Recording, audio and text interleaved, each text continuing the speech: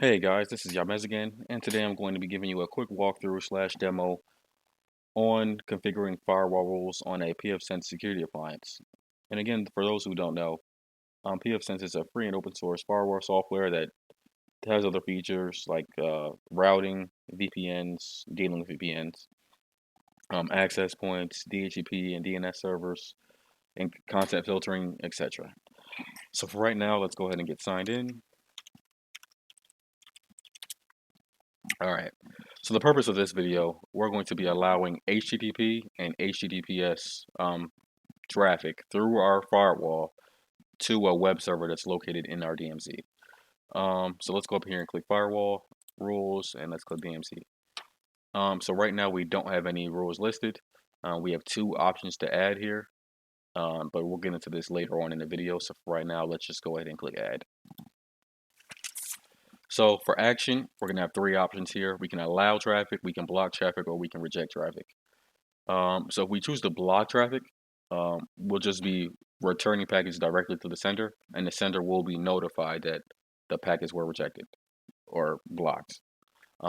If we were just to reject traffic, the packets would just drop off like it never arrived. And there are some or certain situations where you don't even want the sender to know that there is a device there. But for right now, let's just go ahead and allow traffic. We're going to leave the interface as the DMZ. Right now, we're just going to leave this as IPv4. Depending on the network you have, there could be situations where you're dealing with both IPv4 and IPv6. And we are dealing with HTTPS again, and HTTP runs on TCP, so we're going to leave that there. So for the source, we're going to switch that to our WAN net, the internet. Yeah, the internet. For destination, let's switch that to a single host. And let's go ahead and let me grab the IP address of my web server here. Destination port range, we're going to switch that to HTTP. We could log packets, but essentially, our firewall would essentially be overwhelmed. If we were dealing with like FTP or SSH or some other sort of traffic, we would log traffic. Matter of fact, it would even be encouraged, but not for normal web traffic. And for descriptions, we do want to leave a description. As you create more and more rules, you'll forget what they all do. So for this, we're just going to name this HTTP from WAN to DMZ. Let's go ahead and click save. All right, so that's our first rule. So now we also need to do HTTPS. So let's go ahead and click copy.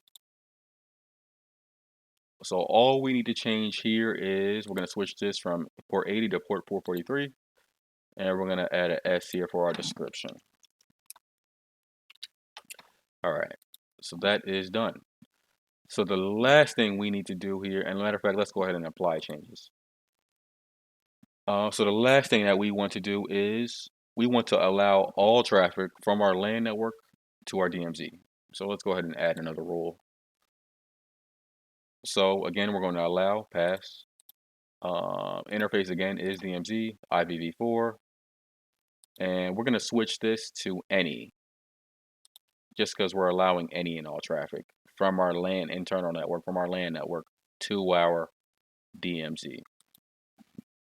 So let's switch the host to LAN net. Let's switch the destination to DMZ net. Let's go ahead and click, and matter of fact, let's leave a description, not forget. So the description is going to be LAN network to DMZ network.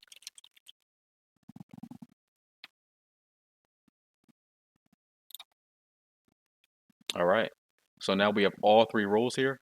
And again, PFSense deals with rules from the top down. So let's say we had a rule here to block all traffic here at the top.